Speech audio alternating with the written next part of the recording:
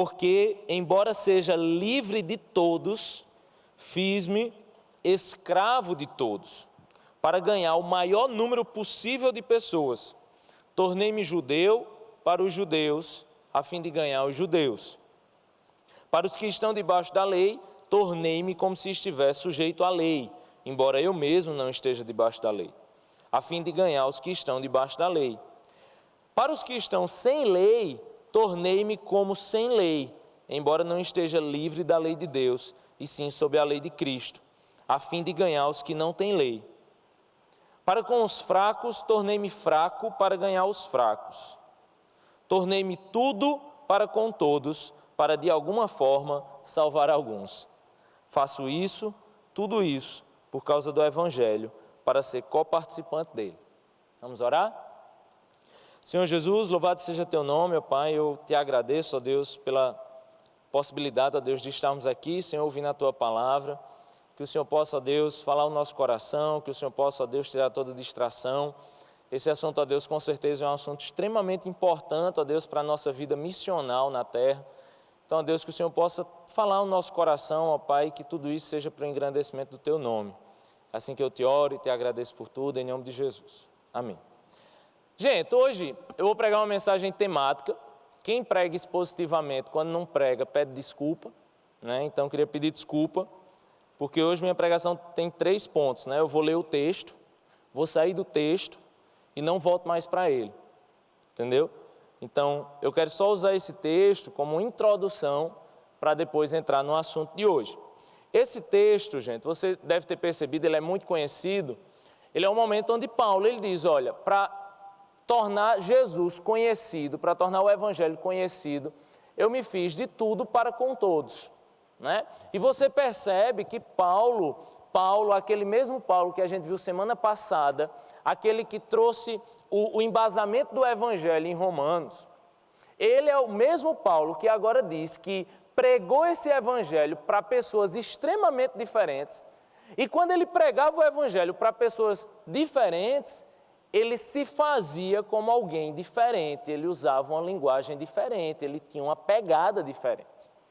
Então, quando Paulo estava com um judeu, ele falava como um judeu, ele se comportava como um judeu para poder ganhar o judeu.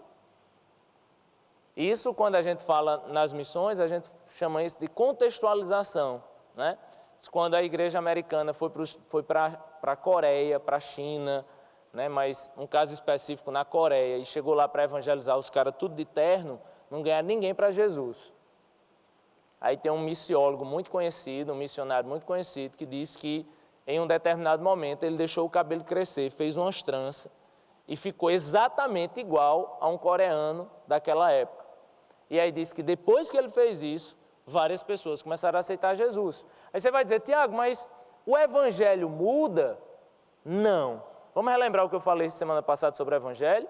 O Evangelho é basicamente 4 eventos. Deus criou o mundo, o homem caiu, Jesus foi enviado como Salvador para que haja restauração. Isso é Evangelho. Amém, gente? Beleza. Só que aí você me pergunta, Tiago, mas existia essa contextualização do Evangelho? Existia. Se você prestar atenção, Mateus e Lucas, o Evangelho de Mateus e o Evangelho de Lucas, ele fala sobre aquela história do grão de mostarda. Sabe aquela história do grão de mostarda? Se sua fé for do tamanho de um grão de mostarda, não sei o que, não sei o que. Só que Mateus, quando fala sobre isso, Mateus diz que se você plantar esse grão de mostarda no campo, quando Lucas fala sobre isso, ele fala de plantar o grão de mostarda na horta. Aí você vai dizer, Tiago, e aí?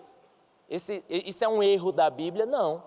É porque os judeus plantavam mostarda no campo. O gentio plantava mostarda numa horta.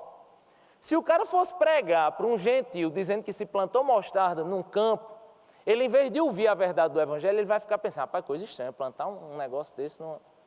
Entendeu? Vamos para outro. Talvez esse foi... Vou de novo. Mateus escreve o Evangelho para quem? Para os judeus. Lucas escreve o Evangelho para os gentios. Ok. Mateus fala de reino dos céus. Lucas fala de reino de Deus. Tem diferença de reino dos céus para reino de Deus? Não, é o mesmo reino. Mateus só não chama de reino de Deus porque judeu não gosta de ouvir a palavra Deus. Porque para o judeu, ele foi criado naquela ideia de que não falarás o nome de Deus em vão. Aí quando Mateus ia escrever, gente, nós precisamos pensar no reino dos céus. Porque se ele dissesse de Deus, o povo ia parar de prestar atenção na mensagem e ia ficar dizendo, rapaz, falou Deus, pelo amor de Deus. Falou Deus, pelo amor de Deus. Entendeu? A cultura, gente, ela não muda a mensagem do Evangelho. O grão de mostarda pode ser plantado na horta, no campo, sabe, no jardim da sua casa, em qualquer lugar. O que importa é a mensagem do grão e da fé. Isso é o que importa. Você pode chamar reino dos céus, você pode chamar reino de Deus, você pode chamar reino de Jesus, você pode chamar reino do que for, contanto que seja o reino. Os evangelistas não mudaram a mensagem, mas eles mudaram a forma de falar da mensagem, porque culturalmente existiam empecilhos para que a mensagem do evangelho chegasse, se ela fosse entregue em uma cultura diferente daquela que estava sendo falada. A questão, gente, é que cultura importa, cultura é importante. A gente precisa entender, então, como lidar com a cultura. É isso que a gente precisa entender. A gente quer chegar na rua e eu vou fazer a sequência. A gente começou entendendo como tratar quem está na rua na igreja, né? Semana passada a gente entrou em outra linha, na linha de se eu quero ir para a rua, eu tenho que primeiro entender o evangelho que eu levo para a rua. E hoje, se você quer levar o evangelho para a rua, você vai ter que entender qual o pacote cultural que você vai levar junto. Vamos entender, vamos voltar aqui para um ponto. Eu queria falar sobre a primeira coisa. Tem 3 formas, a gente está estudando baseado no livro de Timothy Keller, A Igreja Centrada, falei isso já na pregação passada. Tem 3 formas da gente lidar com a cultura. E eu vou falar dessas 3 formas baseado no Evangelho. O Evangelho foi criação, queda, Jesus e restauração, amém? Eu vou começar falando da criação. Então preste atenção numa coisa, gente. Quem fez o universo? Foi quem? Parabéns. Parabéns, foi Deus. Aí eu quero saber uma coisa, quem criou a música? Deus, tá. E quem criou o funk? MC o quê? MC God? MC God. Tá tranquilo, tá favorável, né? Aprendi essa semana e estou orando para Deus tirar da minha cabeça. Foi Deus! Quem criou o universo foi Deus. Deus criou todas as coisas. Deus criou a natureza, gente. Deus criou, sabe, a ciência, o direito. Tudo provém de Deus. Tudo vem de uma fonte única, a fonte imediata de todas as coisas, que foi Deus. Deus criou todas as coisas. E se Deus cria todas as coisas são boas ou as coisas são ruins? Boas. O mundo é bom ou o mundo é ruim? Bom. A única coisa que o diabo criou, além do WhatsApp, foi a mentira. Entendeu? A única coisa que o diabo criou foi a mentira. O restante das coisas, gente, foi Deus quem criou. Falar mal da obra de arte do artista é falar mal do próprio artista. Se achamos que o mundo é essencialmente ruim, achamos que aquele que o fez também o seria. O mundo é bom, Deus criou as coisas boas, Deus olhava para as coisas que criava e se alegrava com elas. E no final Deus criou sua obra-prima, Deus criou o homem, depois a mulher.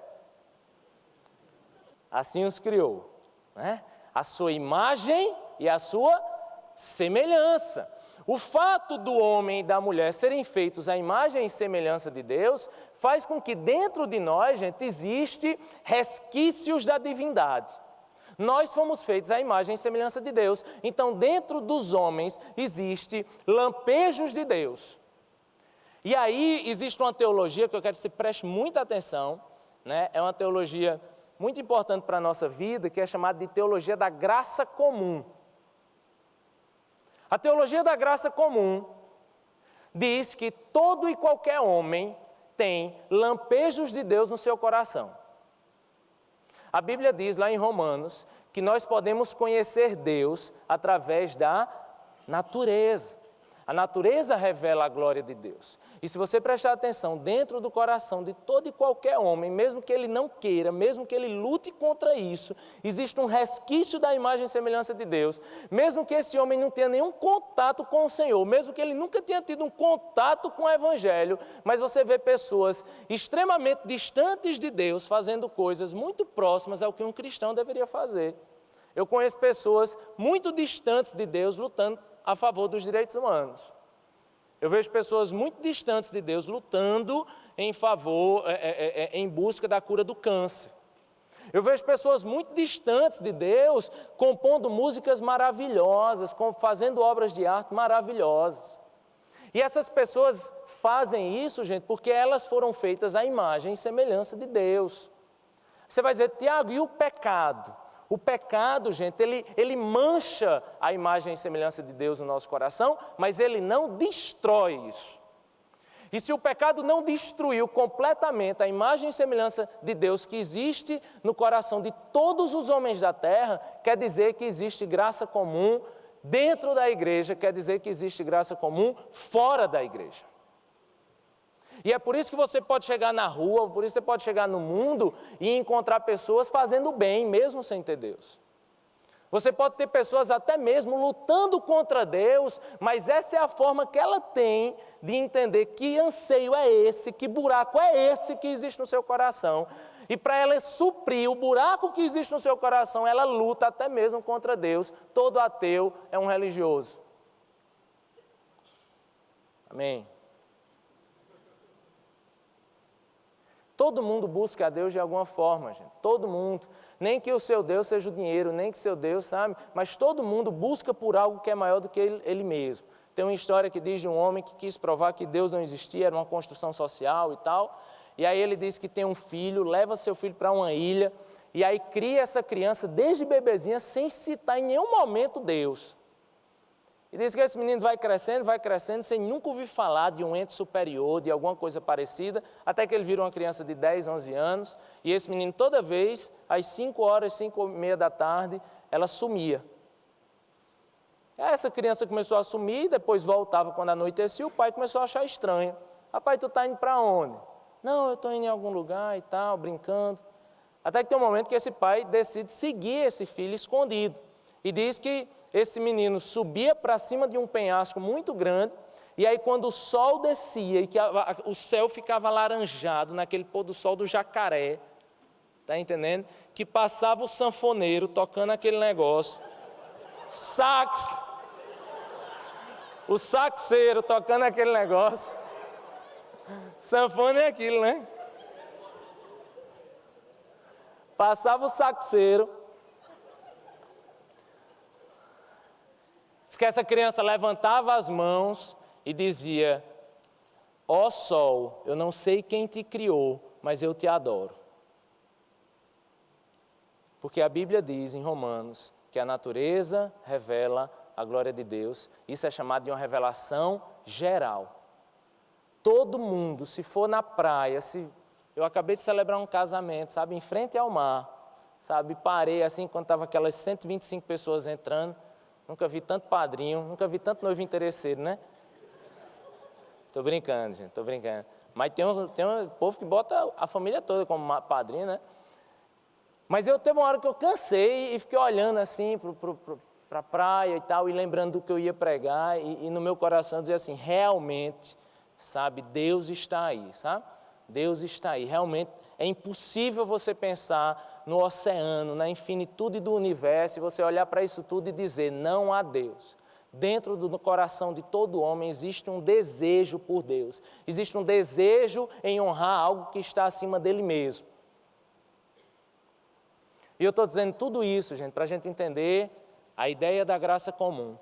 Pessoas más fazem coisas más, mas pessoas más também podem fazer coisas boas. Coisas boas. É só você ouvir sertanejo universitário. Rapaz, eu estou com uma de... Bela gosta muito de Luan Santana.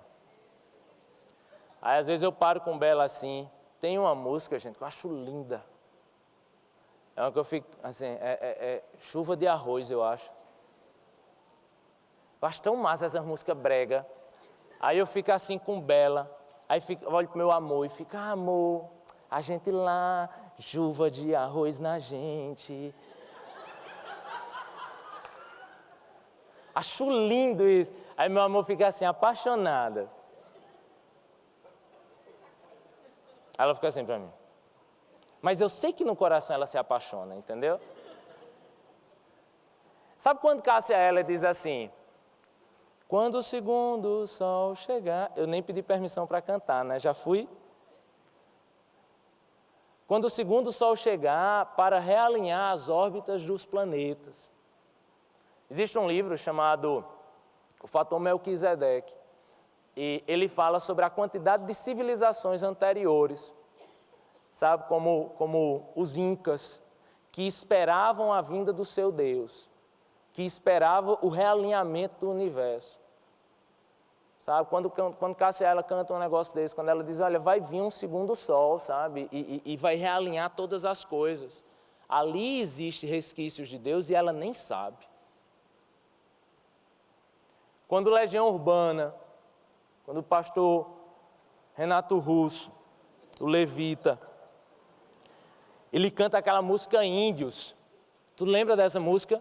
Renato Russo, lutando com drogas, com homossexualidade, deita dentro de uma banheira, corta os pulsos, o sangue começa a escorrer e ele começa a dizer, quem me dera ao menos uma vez, provar que quem tem mais do que precisa ter, quase sempre se convence que não tem o bastante, fala demais por não ter nada a dizer. Rapaz, está na Bíblia, eu posso mostrar uns 20 versículos dizendo isso. Quem me dera ao menos uma vez que o mais simples fosse visto como o mais importante, Jesus.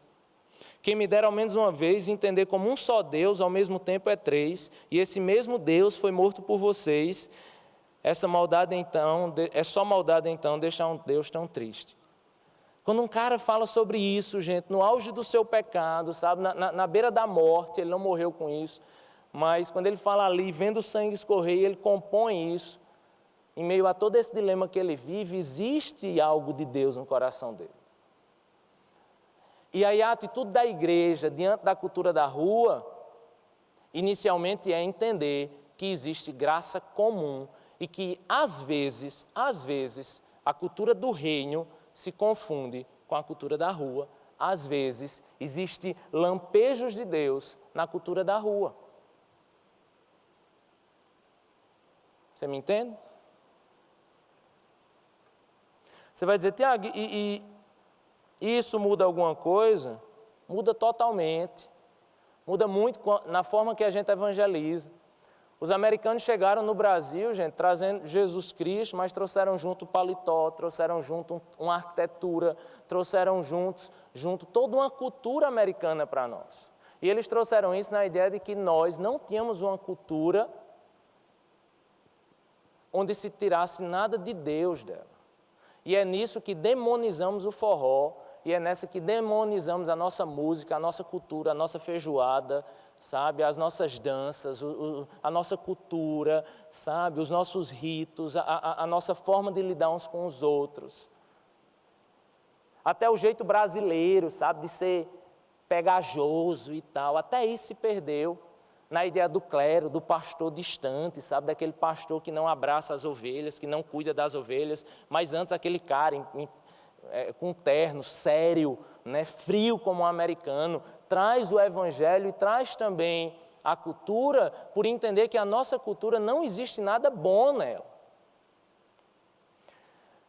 E aí quando nós não entendemos a graça comum e quando nós não valorizamos a nossa própria cultura, aí nós entramos na segunda forma de lidar com a cultura, que é sendo contraculturais.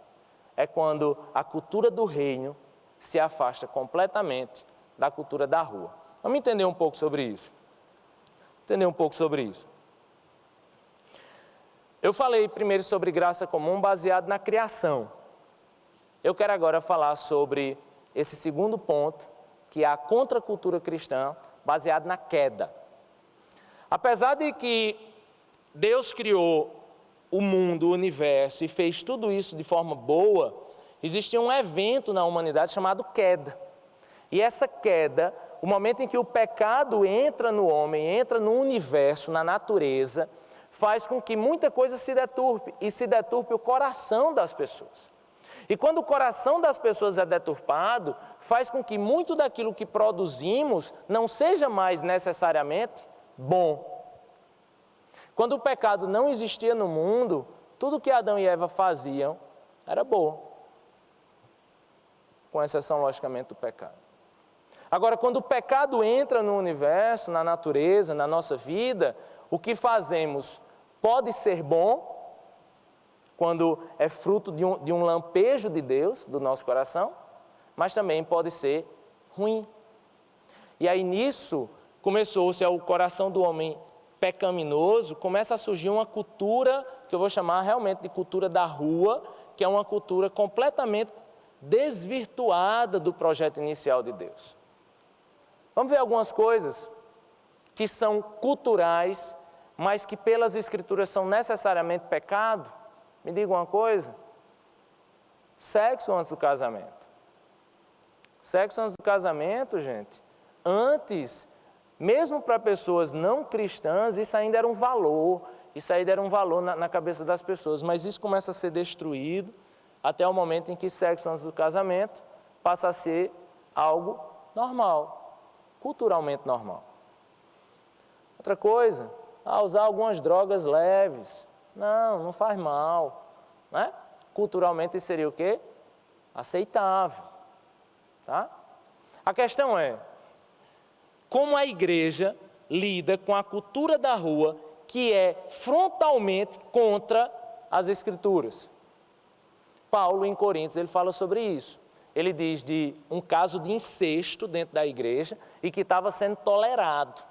E estava sendo tolerado porque na cultura o incesto, na cultura da cidade de Coríntios, o incesto era algo normal. Aí eu pergunto para você, gente, incesto é contra as Escrituras, sim ou não? Sim. Depende de algo para nós, o incesto ser aceito na cultura, sim ou não? Não. Saber que o incesto é aceito na cultura vai mudar minha posição bíblica? Não. Enquanto igreja, a gente precisa ser contracultural em algumas coisas.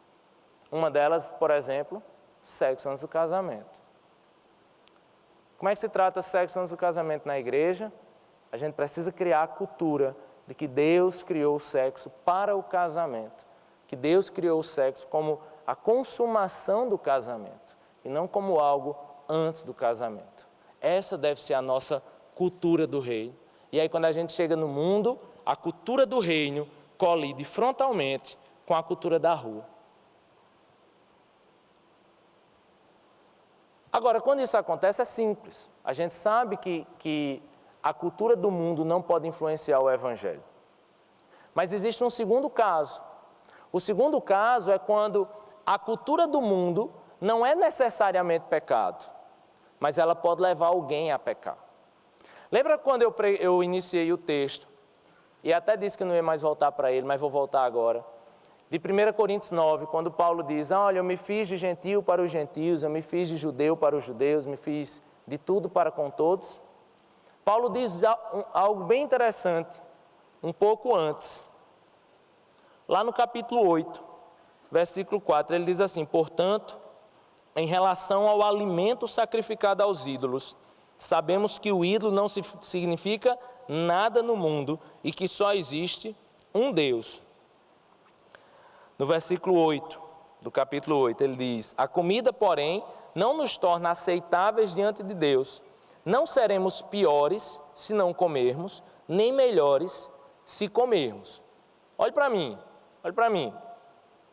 A questão aqui era o seguinte, existia uma cultura naquela época de se participar de cultos onde se sacrificava um alimento para deuses e depois todo mundo fazia um churrascão com a carne sacrificada.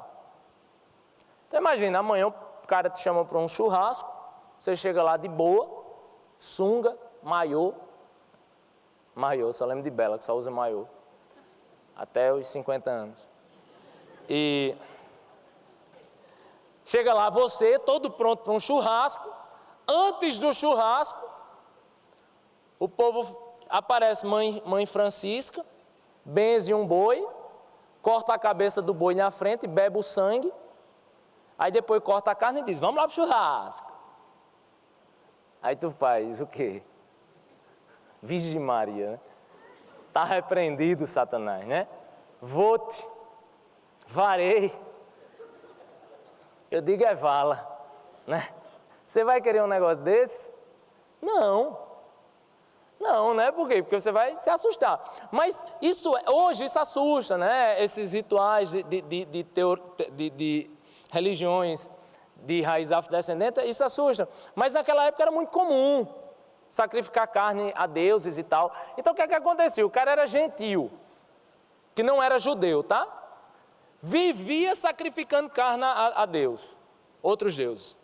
Se converte a Jesus Cristo de Nazaré, que só come pão. Não tem mais esse negócio de comer carne, de ir para esses negócios. Lá também tinha adoração a deuses da sexualidade, né? Que você tinha que... Depois você se prostituía com as sacerdotisas, né? Cultuais. Então tudo isso lembrava essa atmosfera, tá entendendo? O cara se converte ao cristianismo. Beleza. Esse cara vai querer voltar, gente, para aquele churrasco? Não, né? Normalmente não. Só que aí está um irmão judeu lá.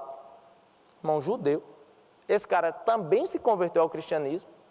Ele, como antes ele era judeu, ele não comia dessa carne sacrificada. Nunca. Só que o que começou a acontecer? Esse judeu que agora é cristão, ia lá comer a carne, orava, Jesus abençoou essa carne aqui e tal, e comia. Só que o judeu, gente, ele tinha plena consciência que ele não estava pecando. Tinha consciência. Ele chegava lá, talvez até com intenção de se relacionar, evangelizar, não sei, ou porque queria comer mesmo, e achar besteira comer, não sei. Só que de alguma forma, aqueles irmãos que viviam fazendo aquilo antes, eles ficavam mal com isso, e às vezes voltavam para essas práticas e acabavam pecando. Aí Paulo vai dizer o seguinte, olha, comer essa carne é pecado, sim ou não? Não. Não, você ora e come. Tudo foi feito pelo Senhor, a carne foi feita pelo Senhor, então você ora e come. Contudo, versículo 9, tenham cuidado para que o exercício da liberdade de vocês não se torne uma pedra de tropeço para os fracos. Pois se alguém que tem a consciência fraca vir você, que tem esse conhecimento, comer num templo de ídolos, não será induzido a comer do que foi sacrificado a ídolos também? Assim esse irmão fraco, porque em Cristo morreu, é destruído por causa do conhecimento que você tem. Quando você peca contra seus irmãos dessa maneira, ferindo a consciência fraca deles, peca contra Cristo. Portanto, se aquilo que eu como leva o meu irmão a pecar, nunca mais comerei carne para não fazer meu irmão tropeçar. Tem coisas, gente, da cultura que não são necessariamente pecado, mas que pode levar alguém a pecar. Aí vamos entrar aqui em dois temas que eu sei que vou ter que responder 50 e-mails amanhã. Falar de bebida. Viu que eu me lasquei, né, nessa? A Bíblia, gente, a Bíblia, ela proíbe beber?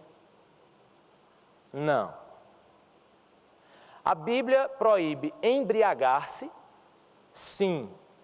Tá? Ai, meu Deus, para que, Jesus? Eu ensaiei tanto isso durante a semana. Vamos com calma. Beber não é pecado. A Bíblia não diz que beber é pecado, tá? Nem adianta falar do vinho dos judeus, que era diluído, e realmente era. O vinho dos judeus tinha um teor alcoólico infinitamente mais baixo que o nosso. Isso é uma realidade. Isso é uma realidade, né? Mas isso para mim só diz o seguinte: o judeu podia beber 1 litro sem se embebedar. Você só pode beber 1 copo sem se embebedar. Mas isso não muda a teoria bíblica de que o pecado é o embriagar-se. Ok? Só que vamos para a cultura. Vamos para a cultura. Eu tenho um amigo alemão que estava me contando, na verdade, um amigo que foi para a Alemanha, e me contou que na Alemanha você abre a geladeira de manhã, você vai tomar café, você pega uma cerveja. Eu achei isso incrível, né? Eu, matuto de Patos, para mim isso é uma coisa de outro mundo. E é da Alemanha, né? Cara, vai tomar café, tem o quê? Cuscuz e cerveja. Meu Deus, você é um doente, né? Não, tem chucrute e cerveja, né? Tem sei lá o quê. Ah, hora do lanche. Ou comer uma maçã com a cerveja, né? Vamos almoçar? Aí é uma grade, né, o negócio. A ceia da noite. Mais uma. O negócio é assim. Aí você vai ver essas propagandas de cerveja fora. Vem um campo com é cevada, né? Umas plantas lá balançando. Aí isso é propaganda de quê? Aí passa assim, da melhor qualidade, plantado não sei com o que e tal. Propaganda de cerveja lá. Por quê? Porque lá o povo bebe cerveja assim, é porque essa grama, essa cevada. Eu estou dizendo cevada, mas nem sei se é, viu? E vocês estão fingindo que não sabem também. Aí é uma planta e tal. Olha como é que se vende cerveja. Vamos ver a de qualidade, a que é natural, sei lá o quê. Vamos vender uma cerveja no Brasil? Segura o tchan, amarra o tchan, amigo. Aí vem uma com a bunda de fora, passa outra com os peitos de fora, né? Aí acabou a propaganda, e cadê a cerveja? Ele só fez assim, 10 gelada, é redonda, né? E por no Brasil, a cultura da bebida ser vinculada, isso eu acho que não tem nem como questionar algo, mas você vê pelo marketing, o marketing sabe o que vende, e quando se vende cerveja, vende vinculado à sexualidade. A traição, é o cara que deixou a mulher em casa e está bebendo com os amigos e tudo mais.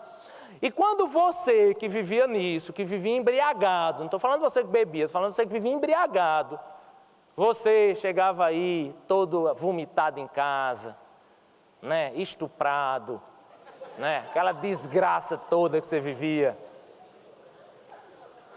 molestado. Quando você vivia essa desgraça de vida, né? Sabe o que é? Sabe o que é? Sabe. Chegava lá, você ia para a festa para quê? Ah, porque eu gosto. Eu quero ouvir o cantor. Mentira. Vai para pegar gente. Pegar mulher, homem também, né? Hoje o cabaré, meu amigo, está feito, né? Aí esse cara sai desse mundo, se converte, né? Em um contexto brasileiro de que essas festas é basicamente isso, sair para beber. Na verdade, você não vai para beber como você sai para tomar um café. Eu saio para tomar um café, né? Você vai para quê? Quando você diz, vamos sair para tomar um café, você vai gastar R$30 numa xícara desse tamanho, mas porque é uma coisa, né, requintada e tal. Como é que quando você diz, vou sair para beber? Enfim, o que eu quero dizer com tudo isso, gente? Eu quero dizer que quando esse irmão sai desse mundo e sai da rua e vem para a igreja, esse irmão não vai conseguir conviver com você, que nunca foi desse mundo, e que sabe que não é pecado tomar uma cerveja, duas, você que não se embriaga com esse tanto, você que também sabe que agora tem lei seca, né? Porque se você tomar além da lei seca, que você pecou também. Por que, Tiago, eu não fiquei bêbado? Pela lei seca. A Bíblia diz que a gente tem que ser submisso às autoridades. Se você descumpriu a lei, você pecou. Entendeu? Você que é forte na sua fé. Paulo chama esse de fraco e forte na fé. Você que sabe que pode beber uma cerveja, não vai se embriagar e não tem problema. Ok. Agora, se você fizer isso perto do seu irmão que é fraco na fé, que ele não pode beber uma cerveja, ele não pode beber um copo. Gente, tem irmão que não pode ouvir nem forró. Tem irmã que quando ouve um forró, eu não vou dizer não, que eu ia dizer não. Meu amigo, sobe um fogo. Que ela não trabalhou ainda esse fogo. Entendeu? Já começa a balançar a perna assim. Né? Quando, irmã, aqui a gente dança, e dançar não é pecado. Dançar forró é ótimo, é uma bênção, mas existem lugares, gente, que para algumas pessoas que ainda são fracas nisso, você pode ser forte em muita coisa, mas você não aguenta ainda um festa-verão. Ninguém aguenta um festa-verão, mas isso não é nem exemplo, né? Mas você não aguenta, meu amigo, nem o Réveillon na praia com sua avó. Entendeu? Você não aguenta, porque quando você chegar lá, meu amigo, você, do nada, você, sabe, aí um cara chegou, pegou na tua mão e tu, Jesus, eu não consigo, entendeu?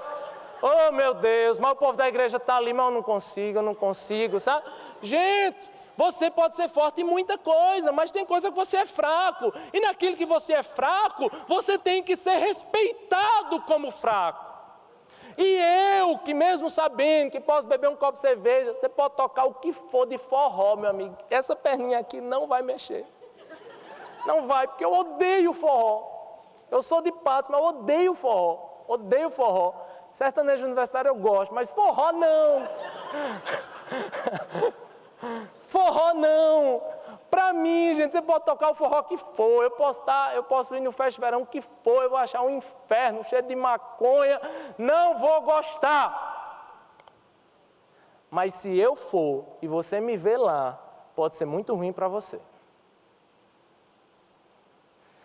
Por isso que sobre líderes, a limitação na nossa vida é muito maior, porque nós somos referenciais para outras pessoas que estamos cuidando e que são fracos na fé. E o seu posicionamento enquanto cristão, mesmo que isso não lhe faça mal, mas seu posicionamento é afastar-se pelo outro. A cultura transformou em pecado o que a Bíblia diz que não é pecado? Não. Não, você não pode dizer em canto nenhum que beber é pecado. Mas a nossa cultura transformou o ato de beber em um passo que me leva ao pecado. E isso a gente tem que respeitar. A igreja, gente, quando a cultura do reino não bate com a cultura da rua, a gente vai colidir com isso e a gente tem que se afastar disso. Isso é bíblico, ok? Fechou isso? Quando a cultura do reino não bate com a cultura da rua, a gente não adapta a cultura do reino para casar com a cultura da rua. A gente se afasta da cultura da rua. Aí é uma falsa contextualização, sabe? Falsa contextualização. Não, vamos deixar o evangelho mais fácil, sabe? Eu lembro uma vez que eu fui evangelizar o pessoal de outra igreja. A gente descia assim, uma comunidade muito carente evangelizando. E um amigo meu, ele ia evangelizar comigo de terno. Eu ia assim, normal. E ele descia uma comunidade super carente de terno. Eu fazia, cara, você tem que se contextualizar. Ninguém está de terno, o povo te olha, já, e ó, o crente, não sei o quê, vamos, viste uma roupa mais de gente normal, num domingo à tarde, descendo num sol quente, aí beleza, ele vestiu essa roupa assim, aí ia falar com o povo, aí fazia, ó vaso do Senhor. Olha, eu vou lhe contar uma coisa, eu me converti numa igreja pentecostal, foi difícil, meu amigo, porque eu não entendia nada. Porque a gente criou nossa cultura gospel, que negócio complicado, viu? Eu vou dizer, eu não ia dizer isso, mas eu lembro que chegou uma menina uma vez para mim, eu novo convertido, mas novo convertido mesmo assim, sabe? A menina chegou para mim e fez, ó varão do Senhor. Eu pensei, na mesma hora que ela estava falando sacanagem para mim.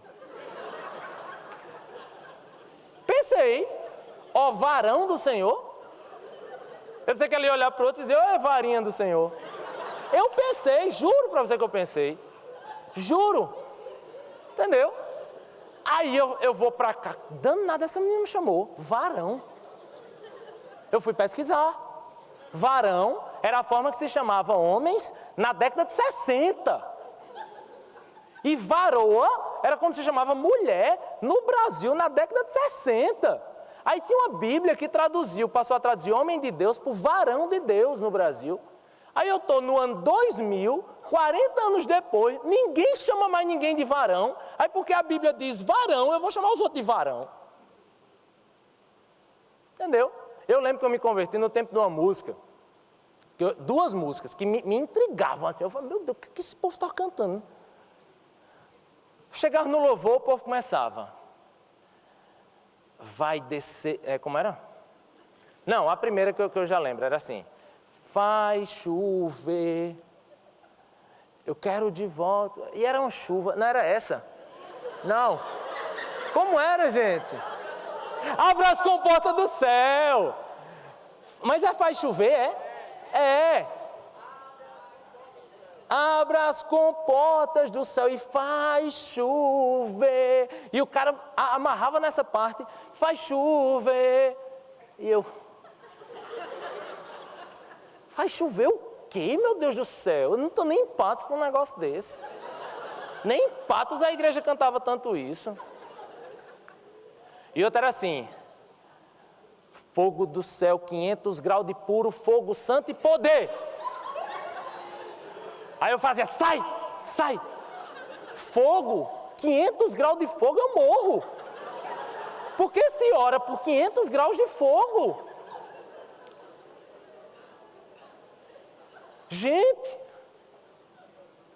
a gente pega uma cultura dentro da igreja, que não tem nada a ver, e quer ir para a rua, falando outra linguagem, outro dialeto, sabe? E a gente bota isso nas músicas. Eu lembro de outra música que era, eu quero estar nos teus átrios. E eu, átrios? Eu fui muito ruim em biologia, quase zerei no vestibular, mas eu lembrava que átrios era alguma coisa do coração. Cantei essa música, acho, por uns 5 anos. Quero estar nos teus átrios, no teu coração, Senhor, eu entendi. Depois eu vou ver que átrios, no Antigo Testamento, 5.000 anos atrás, era o último pátio de adoração para o judeu no templo. Tinha um santo dos santos, lugar santo, átrio. Eu falei, meu Deus, era ali que eu estava, eu pensei que eu estava no coração. Estou cantando sem nem entender o que é que eu estou cantando, meu amigo. A gente não fala a língua do povo, gente. A gente não fala a língua da rua. Então, sempre para você chegar, e aí, bro, tá amarrado. Tá... Não, aí... E aí chega, como é? Tá de boa, tá tranquilo. Tá o quê? Eu esqueci. Tá favorável. Então, sempre para você chegar, e aí, tá tranquilo, tá favorável. Não! Mas chegue falando a língua do Brasil, desse século. Porque senão, gente, a nossa cultura gospel, ou um negócio que eu não gosto, não comunica para a rua. Não comunica nem para a gente. Nem a gente entende. Aí chegou meu amigo, né? Ó, varão valoroso, ó, vaso do Senhor, não sei o quê. Eu falei, meu irmão, calma, não é assim também. Ele não sabe nem o que é isso. Aí na outra semana eu só vi quando ele chegou para um cara assim e fez, ei, vamos para a igreja, pô, tá cheio de menina lá e não sei o que.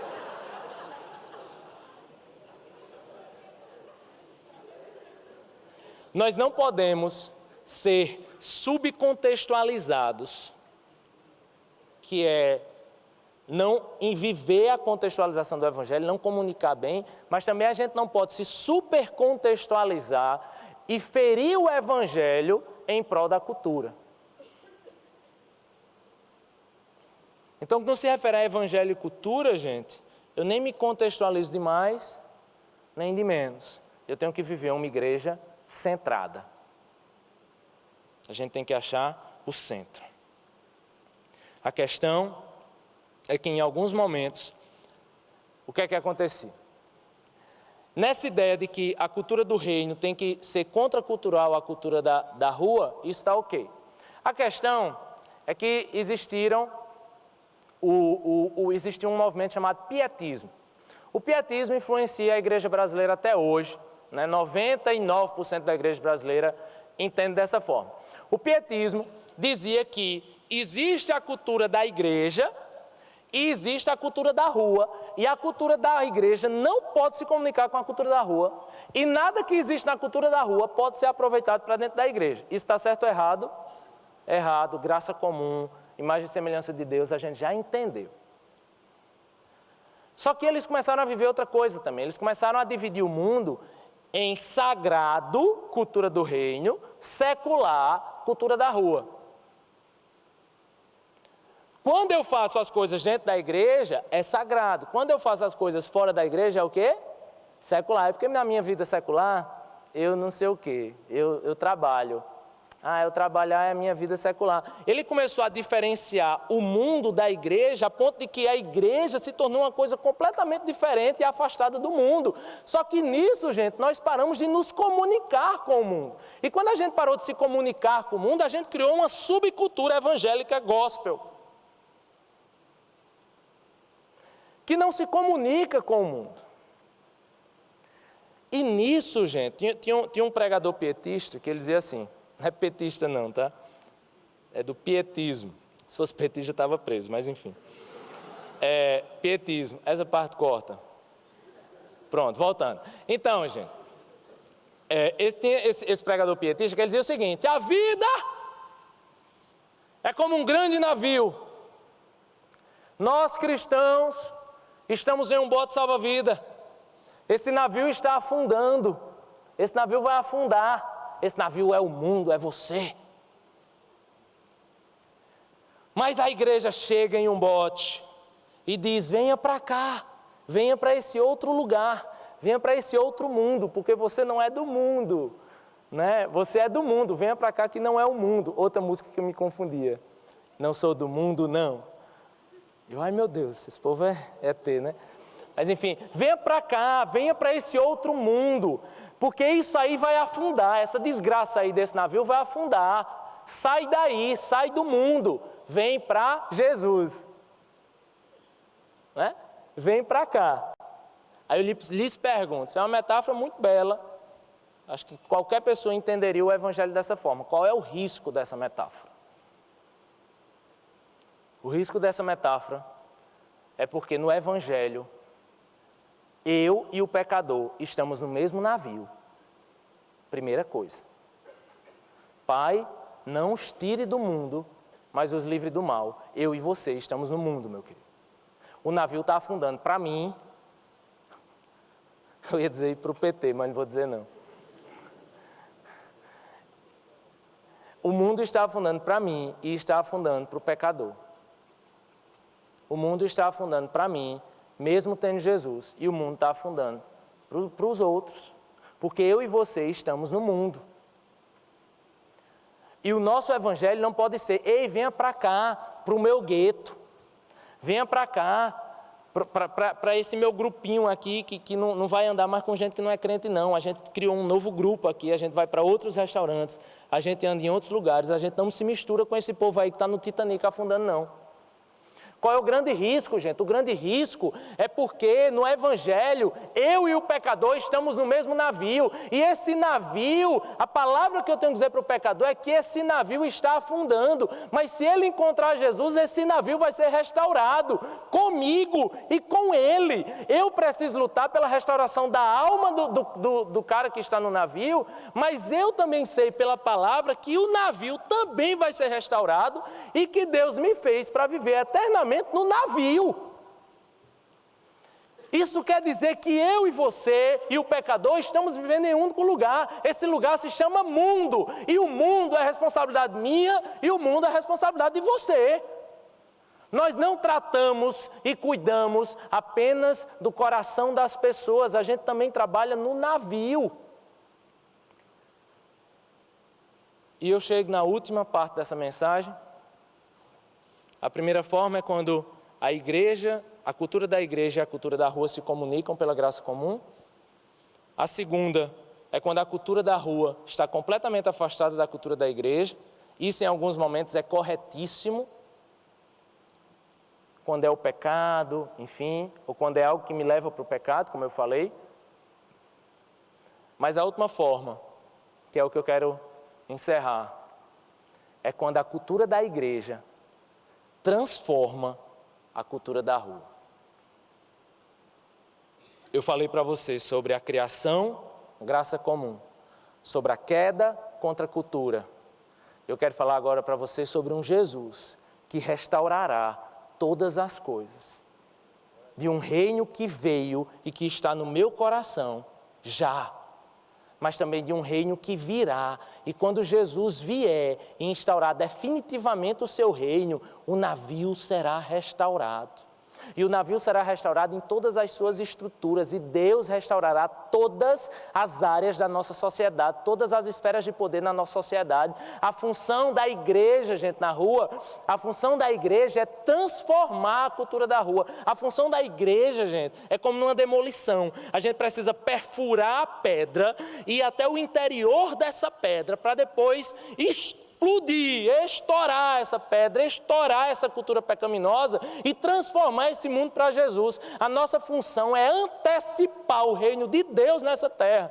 A nossa função, quando você ora assim e diz, ó Pai nosso que está no céu, que venha o vosso reino. Quando você diz que venha o vosso reino, você está dizendo que eu e você iremos restaurar esse mundo hoje, antecipando até onde nós poderemos, sabendo que isso é uma utopia, mas anteciparemos até onde for possível nas nossas forças, entendendo que a nossa missão é trazer para o hoje o reino de Deus que é esperado para amanhã. O reino de Deus, quando vier, gente, será um reino de justiça. A minha função hoje é trazer justiça para esse mundo. O reino de Deus, quando vier, ele não vai ter doentes. A minha função nessa vida é curar dos doentes. Quando o reino de Deus vier, não existirá pobreza, não existirá miséria que existe nesse mundo. A minha função como cristão hoje é lutar contra a desigualdade social. A nossa missão no mundo, e aqui a ideia de reino, é antecipar esse reino que vai vir, trazer para hoje esse reino que vai vir. Isso é chamado essa teoria é chamada de teoria transformacionista, de Abraham Kuyper. Kuyper, ele foi fundador de uma universidade. Kuyper dizia assim, olha, não existe 1 centímetro quadrado no universo que Jesus não possa colocar a mão e dizer, é meu. A universidade é do Senhor. O seu trabalho é do Senhor.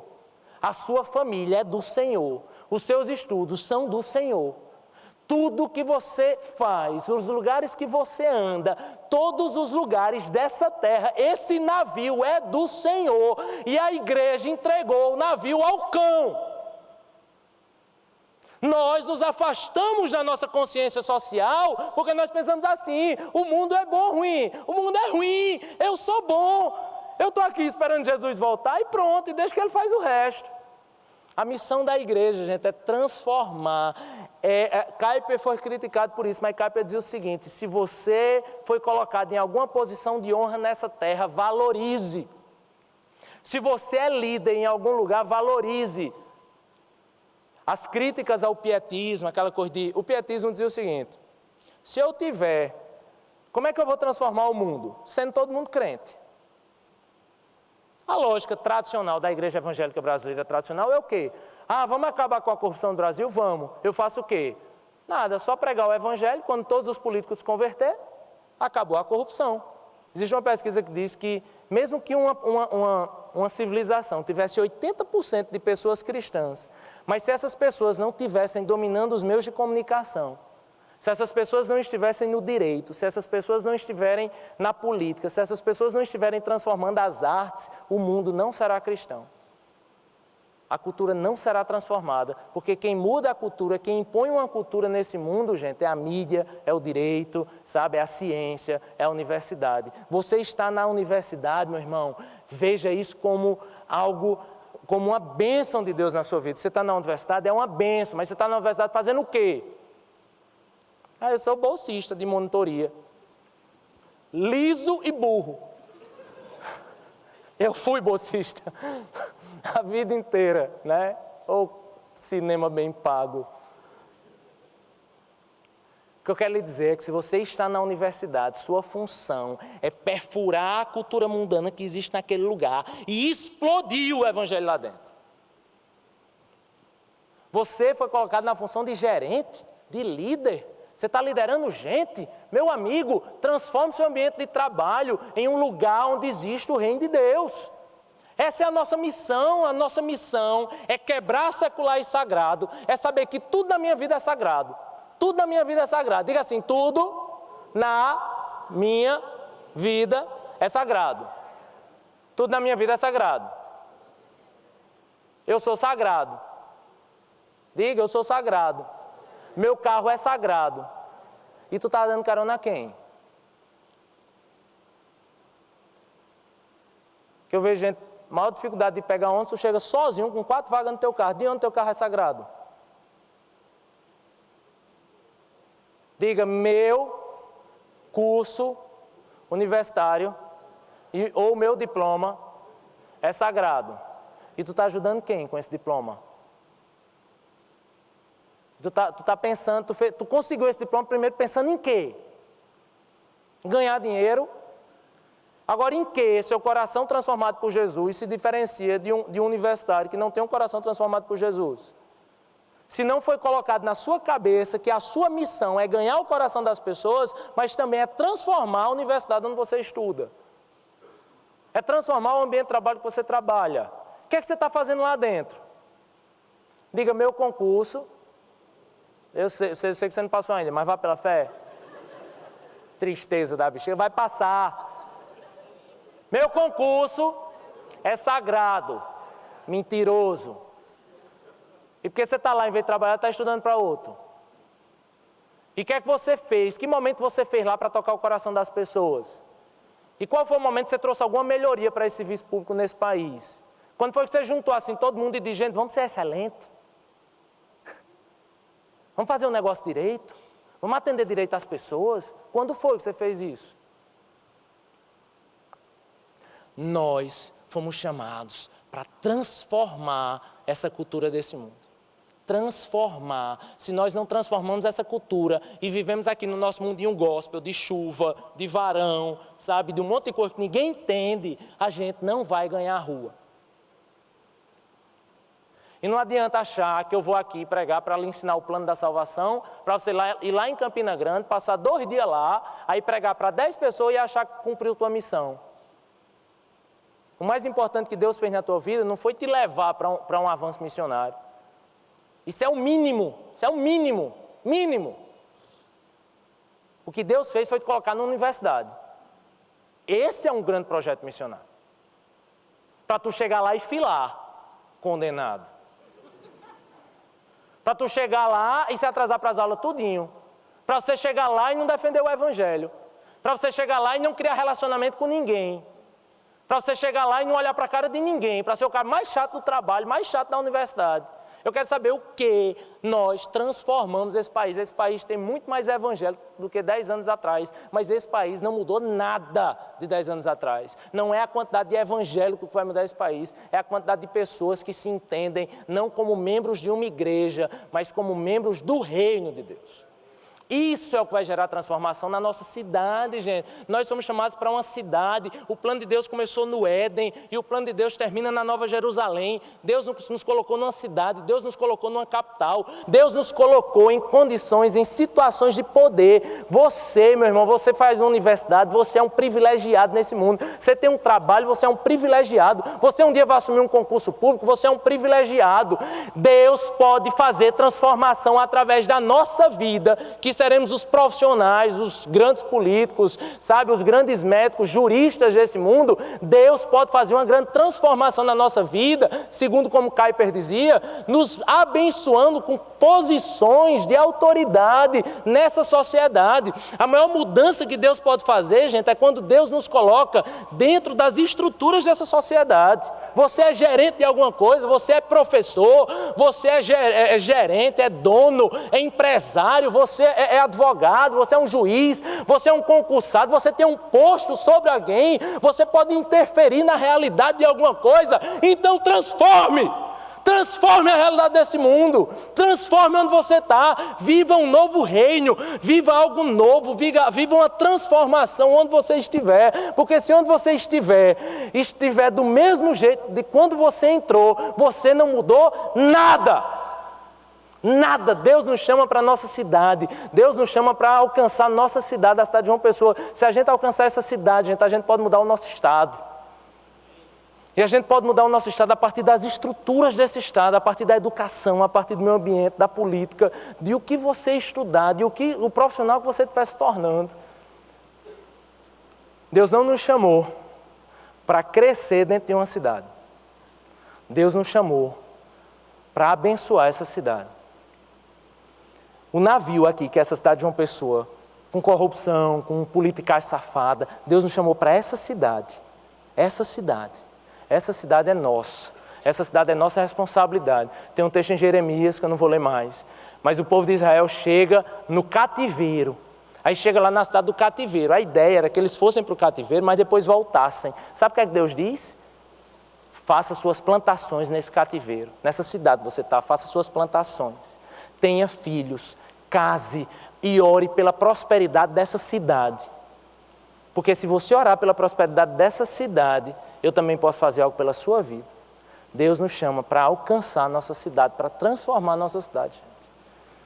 E se todas as igrejas não apenas sugassem as cidades, mas lutassem pelo bem-estar delas, a gente transformaria esse país, a gente transformaria esse mundo, a gente anteciparia o reino de Deus. Deus nos chama para ser sal e luz. O sal, eu vou concluir com isso, tem a função de conservar. Conservar.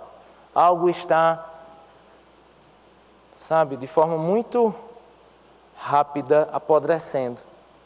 Aí você coloca o sal para que isso não aconteça.